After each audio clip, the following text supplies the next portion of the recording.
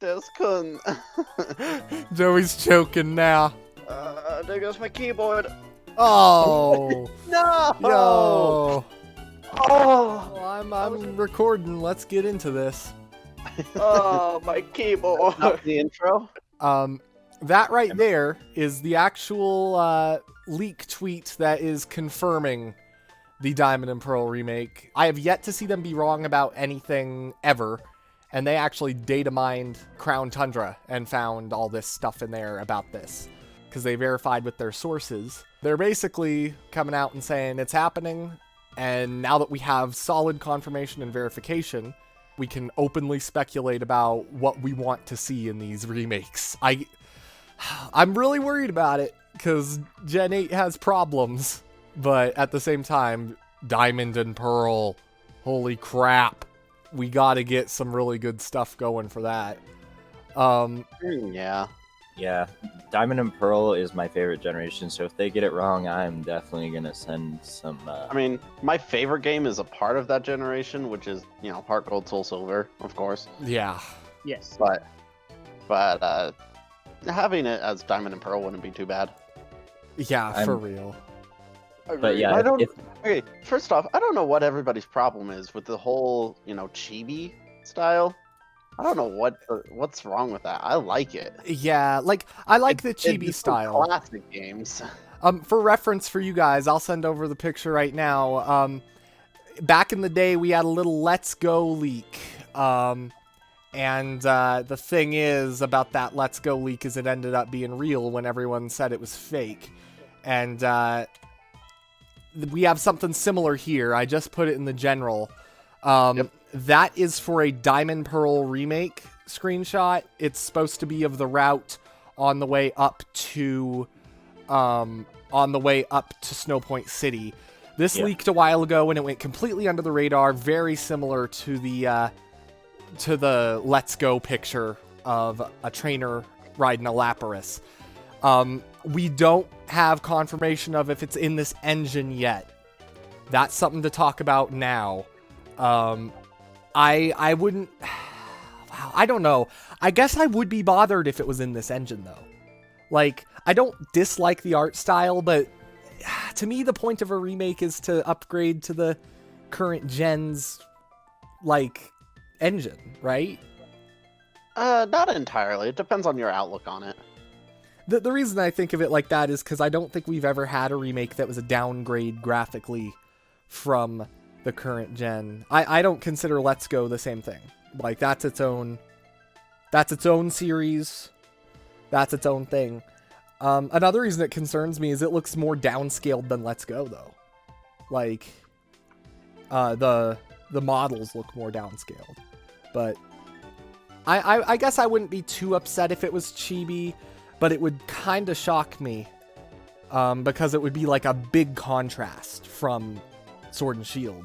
Just kind of my thoughts, I really, I'm kind of biased, I guess. I really like the pixelated version of Pokemon. Like, I was not a fan when they announced they're doing 3D for X and Y, and ever since, I've been missing just the 2D, just, pixelated Pokemon.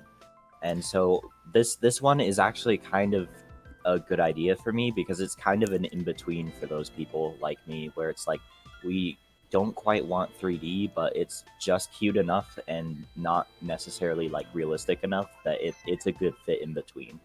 That's why I'm decently okay with this art style. Yeah, that's true. Like, for me, I actually think that this has a really good chance of being real. Looking at this, I think this has a super, super big chance of being legit, because I think they would have too much trouble upscaling the Sinnoh region in Sword and Shield style. I think they would have too many problems, because another thing with that is Sword and Shield and Sun and Moon had the hallway syndrome, if you guys are aware of that, where all the routes they looked beautiful, but they were point A to point B linear, super linear routes. Yeah. And they were more realistic routes, like a literal road. If you look in Sword and Shield, pretty much all routes are straight lines, except for like water areas. And I have a feeling they would either do Sword and Shield's engine, but water down the Sinnoh region a ton to that, or they would go kind of a Let's Go style where it's easier to handle and they still kind of work on tile systems. That was the thing about Let's Go, is it kind of still worked on tile system. Was not bad. I kind of liked it. Oh no, I like the tile systems. I actually think the tile systems are great for Pokemon. I think that they might do that because it's easier to develop accurately. Well, yeah. So I think they might revert to that just so they know where they stand. One thing I will say that is interesting about this, it looks like we have free rotatable camera. Yeah, that'll be nice. That in the Sinnoh region sounds amazing to me. It really does. Especially if they allow you to see Mount Cornet. That would just be beautiful. Oh my gosh, that would be amazing. Oh, and Spear Pillar. They could do so much with that. Especially Spear Pillar. Like, I never thought we would actually get, like, a full rotatable camera in an area that wasn't, like, some open world area. Yeah. And I invite it. Like, that is crazy cool. I know, right? Yeah, I'm completely in for this. This is great looking as far as I'm concerned. I don't really have a problem with the art style at all. It's just kind of the shock of going back and forth a bunch, I guess. Joey and Nathan, you haven't talked this entire time. Yeah, what's up? Good job, guys. Yeah. Okay. Well, here's the thing. I'd say that the Sinnoh region probably has the heaviest story because, in comparison, all the other ones, the bad team that like is the antagonist of the story, they always be like, oh, we're gonna do bad things. We're gonna punch you in the arm and then steal your Pokemon and then call you a big loser face and then run away or something like that. It's like the stakes were never really high and the threat was never really there outside of like a little kid level. Yeah. But the Sinnoh region really put a different kind of feel to it where like literally the universe was at stake and the team had very evil intention. And Cyrus as a character was very dark, kind of just evil. So I think the point I'm making is that this region was kind of the most serious. Yeah. And that's why I would like to see it in a non-chibi form. Not in like a super realistic way, but I would like it in the Sword and Shield way. Yeah. I could see what you mean with that. Like, the thing about Diamond and Pearl is... now, right? Oh, yeah, we can hear you now. We'll let you talk right after I get with this point, because Nathan made a really good point. I feel like Diamond and Pearl were, like, the best entries into the series, because they actually built a lore, also, that made the Pokemon universe as a whole feel more grounded, and less up in the air. So I could definitely see it. Like, the thing that Diamond Pearl did right is it was super freaking tense. It was the most tense Pokemon game in setting and in execution. It actually had a level of suspense in it, and it had this really ancient atmosphere to it with all of its story. So I'm kind of like, you have to embody that now. You can't. It's got to be cinematic at some level, because the rival in Sinnoh was also probably like the perfect midway, because you see in the newer games where the rival is way too friendly. It's like, oh, let's do everything together. You're my best friend. It's not really huge competitive side, as opposed to the first game. It's like you're literally being called names the whole time, and then the Generation 2 where it's literally a criminal that your rival is. And there's kind of just the in-between that Sinnoh region captured, where they're not like totally your best friend, but they're also not like a hardcore rival that wants to beat you into the ground. Yeah, they're kind of in between. They're more competitive. Like And that's also a thing that I liked. I feel like Sword and Shield I think Game Freak is listening to people about that because they did put in BD. He kind of did throughout the game resemble Blue a little bit with his hostility. So yes. I feel like they will get better with that. So I hope that they do really focus in on You hear that that, Game Freak? We want Sundeer characters. Tsundere. Tsundere. We also want some very evil characters, and maybe possibly the... Bring back Ann and Guzma. I want Yes. to see those two get into a room together. Yes. Oh my God, that was the big missed opportunity of Rainbow Rocket. Oh gosh, like I'm just saying though, like, is it anyone else that got like a really ancient feeling from just the scale of the Diamond Pearl story and just the atmosphere overall? I feel like there was like only I said, one in other... comparison, it was like, okay, Hoenn did make the stakes pretty high. Yeah, that's what I was going to say too, was And I in think comparison that one's... That's what kind of led to the idea in the Sinnoh. Yeah. Because people liked the Hoenn so much. Because it was a stark contrast to just Team Rocket being like, oh, let's steal your Pokemon and be in charge and push people around. It was more like, let's... Yeah, it kept escalating. The stakes between Gen 1 and 4 kept escalating. And I have a feeling you have to make... If you're gonna remake this effectively, one, you can't water it down for the children. God damn it, you can't water it down for the children. Kids understood it then. Let's be real. The 7-year-old kid is not gonna be so stupid that he can't follow what happened in the original Diamond Pearl. Absolutely. He could still Look, enjoy man, it. They gotta make it parent friendly. Well, Diamond Pearl was not. Sorry. Oh, It was do you a remember joke that I've the heard. Spear Oh, Pillar okay. cutscene in Diamond and Okay. Pearl? Dude, the The Spear what? Pillar would be beautiful. The Oh, Spear man. Pillar cutscene in Diamond and Pearl. How Yeah. well done it was, even though it was just the pixelated chibi. Can you imagine how awesome that would be with like what they're doing now? That's I kind of what really I'm hope they don't afraid mess that of. up. I don't want them to go to Let's Go graphics for that reason also, actually. I liked the Let's Go cutscenes. They were well animated, but I feel like if you are really going to go in on what Diamond Pearl is about, it's all about like Diamond Pearl had this eerie grimness about it because it actually felt like throughout, as you were going through the Sinnoh region, because more kept getting revealed about the legendaries, it felt like there was something looming over the region. Like the story was building to something looming over the whole game. And they tried that in Ultra Sun and Ultra Moon. It didn't work. It did not feel that way.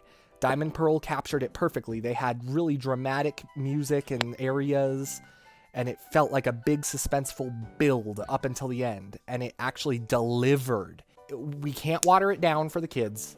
It's got to be cinematic at whatever level. Even if they do chibi, you have to like keep that atmosphere of the original games, and if you can't do that, it's going to feel kind of soulless. That's kind of where I'm at with this. Like, I'm agreeing on that. For me, how I felt when I was playing Diamond and Pearl was I basically was just enjoying my time through it. And like you were saying, there was this sense of dread, but it was just kind of like there was so much to do and so much stuff that you just were enjoying that it kind of pushed that away. And then as soon as it finally hits you when you reach that Spear Pillar and you see Team Galactic summoning Dialga or Palkia, then it's just like, oh my goodness, the threat is real. Or if you played Platinum, then you also had Giratina. Yeah, and then it's even worse. That's the thing. Let's be real. I don't care if they do chibi or not. We gotta see the distortion world on this thing. We gotta see that on Switch, man. We really do. Ooh, I believe it's going to be a little psychedelic going from different areas, though. Well, especially if you have the free moving camera. It looks like we get free camera control, at least in this screenshot. I hope they stall it when you jump from one area to another one. It's really gonna get All bad right, on children, people's eyes. little kitties. Let's get into the juicy topic. Is Whitney Arceus. gonna be in this? And is she gonna be the queen of the distortion world? She is gonna have G-Max Miltank, and that mother is gonna have 8 titties. Wait, hold on, Matson. Galarian Cherry is powerful. Sinnoh form Miltank. It's literally a normal Miltank, but it has an Arceus head. Oof. Yes. It's canon. We're leaving it at that. Yeah. Oh, what was your thing, Nathan? Wait, no, anyways, so that hold on. wasn't the direction I was gonna go, but I mean, it's Jacob to daydream about that. I whatever. did not like Whitney. Whitney was sucked. Hashtag hated that. hashtag Arceus. Okay, okay, go ahead, Nathan. The The amount milk of- that I'd gave say life to that- the universe. I'd say that the Sinnoh region probably had the most like special events that a lot of people wish that they were a part of, especially like Yeah, or like America missed out on in Japan. yeah. All the mythical Pokemon that it's like, oh, how do I get that? Oh, never mind, you can't. Yeah. You could only get it if you were in Japan at this certain time. Actually, now you're mentioning it, you're right. Like, they actually did have some really limited events for all their mythicals. I want them to be more inclusive with Pokemon in a remake. Make it more obtainable. Because Yeah. in the Sinnoh region is when it was the region where it felt less like it was possible to catch them all. Like the first Yeah. Pokemon game, it was like, oh, catch them all. That's an obtainable goal. Like, I can do that. But then, like, once you got to the Sinnoh region, it's like, no, you can't. Like, fun fact, if you want a fire type when playing through Platinum, I believe, you either start with Chimchar or you Or you catch a Ponyta. That was No, yeah, like all the way up until maybe the 7th badge. I think after the 7th badge you can get a Growlithe, but like, yeah, I feel like they definitely need to modify the wild Pokemon. And I think they will, because I don't see them going back to just static wild encounters in the grass. I think they're going to have Pokemon walking around. So I think they have to... I hope they... I'm pretty sure they will. I don't think they're going to go back. But they will probably add a bunch of new Pokemon to different routes just for the sake of not having like the same 3 Pokemon in the grass endlessly. So I hope they do that too. Like, they need to do something about that. Here's the thing I hope they don't do. Regional variants, because that would be adding something that doesn't need to be added and doesn't exist. It's just... Well, Right. I could see them doing it in one situation. And that is they add a new area of the map that was not there in the game before, whether it be a wild area or something. They would not add regional variants of anything that existed in the original Diamond Pearl. They would bring in Pokemon from Black and White or X and Y and be like, okay, they were not in the original, so it makes sense that they would have this never-before-seen variant in this game. It's not like there was normal Growlithe in the original and then some water-type Growlithe in this one. It's something completely foreign to Sinnoh. Oh my gosh, can you imagine a water type Growlithe? His idle animation would just be him constantly shaking his fur. Oh my, that'd actually be funny as hell. Oh my god. This never ending supply of dog shaking water off of his body. The ultimate attack inside the house. Is it sad that that actually sounds like something Game Freak would do? Like this Probably. Pokemon never stops shaking. Like, I could see them doing that. Yeah, like the Like, Iggly buff where it's like The it never Pokedex stops entry, it's like, bouncing. this Pokemon is always wet. It's always moist. It's moist. Oh my god. That is perfect. Like, actually, here's a big one. For me, at least. I don't want them to over-incorporate the Dynamax mechanic at all into this game. Yeah. At Oh, heck no. They're all. probably going to find a completely new gimmick. At the rate they're going to get a completely new gimmick. Yeah. I hope you're right. Because the thing is, Well, actually, no. it's too much to put Dynamax in this game. I don't care what art style it is. Because I know. here's the problem. Mega Evolution was incorporated into Omega Ruby Alpha Sapphire, and it worked. Yeah, I was it about to didn't say change that. it didn't change the game. It was something that was there. Mega Evolution, it was like really central to X and Y's plot. And you got it really early, and it was a big part of the story. in Omega Ruby Alpha Sapphire, it was part of the story, but they did not force you to use this. They did not expose you to it. If you didn't want to, you could go through the whole game without seeing a single Megastone in your inventory. It was crazy. So the thing is, Mega Evolution could be implemented without changing the remake into something completely different. In Dynamax, it's a lot more intricate as far as how it works. You have to have raid dens everywhere. You have to redo the gyms in certain areas so that you could Dynamax your Pokemon. There would be other Gmax forms running around. That's true. So, Madsen, you've successfully made me change my mind twice within the last 30 seconds, which doesn't happen very often. Because I was like, oh, well, yeah, it could happen because Omega Ruby Alpha Sapphire, they were like, oh, let's do Mega Evolution again. And that was a remake where they continued a gimmick. So I was like, why not Dynamax? But you're exactly right. Dynamax is a lot more... worlds changing.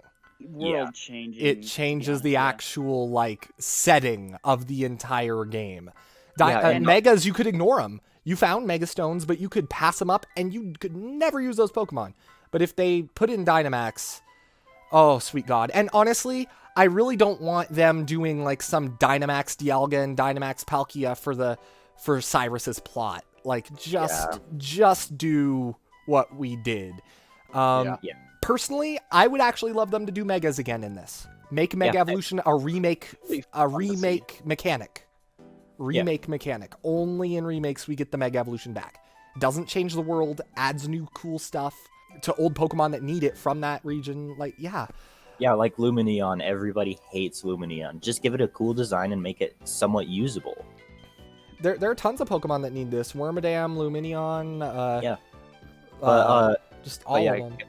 Guys, not to mention about the Dynamax thing. It's like the whole reason Dynamax and Gigantamax worked in the region it was in, the Galar region, was because of Eternatus and its power. If you give it to the Sinnoh region, the only explanation could be like Dialga, Palkia, or Giratina. But even then, it's like they aren't explained to have that power in the lore they have. You would be ruining the lore. And there are power spots, Jared, and I guess they could be like, oh, there was an undiscovered power spot in this part in the Sinnoh region.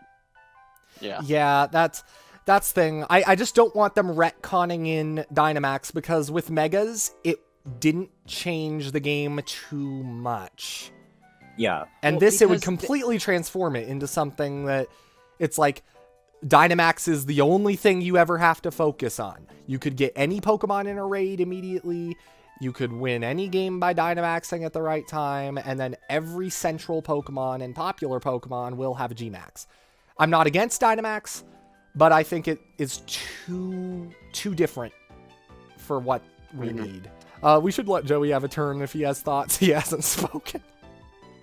I haven't spoken because my phone kept on turning off on me. Oh, okay. Joey, do you have thoughts? I don't even know where we are. We were talking about Dynamax in the Sinnoh region. Wait, Joey has thoughts? What a player. I really don't want Dynamax. I really don't want it. I don't want Dynamax either with it, just personally. Do you have thoughts, Jacob, on Dynamax? No, not really. I mean, it'd be good to have Megas back, but I think either way it'd still be fun to play.